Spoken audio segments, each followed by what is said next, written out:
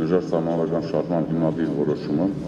մեր հիմնադիր ժողովի քննարկումների եւ քվեարկության արդյունքում որոշվել է վարչապետի թեկնածու առաջադրել տիկին Նինա Կարապետյանցին։ Ինչպես գիտեք,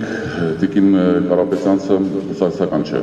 Այս որոշումը կայացվել է ոչ թե կուսակցական հաշվարկներից, այլ շարժման արժեքային եւ ինստիտուցիոնալ տրամադրություններից։ Իրավապաշտպան գործունեությունը ավելի քան 25 տարիների ընթացքում նա ապացուցել է իր սկզբունքայնությունը,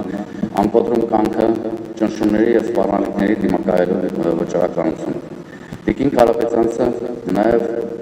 այն երաշխիքն է, որ մեր առաջարկած ինստիտուցիոնալ փոփոխությունները ներառյալ վարչապետի լիազորությունների կրճատումը իրականացնելու են հետևողականորեն եւ առանց բացառության։ Նա մարմնավորում է այն համախմբող առաջնորդությունը, որն այսօր կենսական է Հայաստանի համար։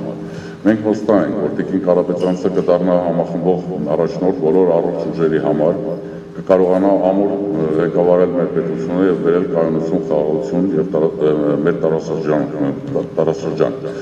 Այս դժվարին ժամանակներում մենք կանգնած ենք նրա կողքին եւ պատրաստ ենք աջակցել այդ ամենի իրագործմանը։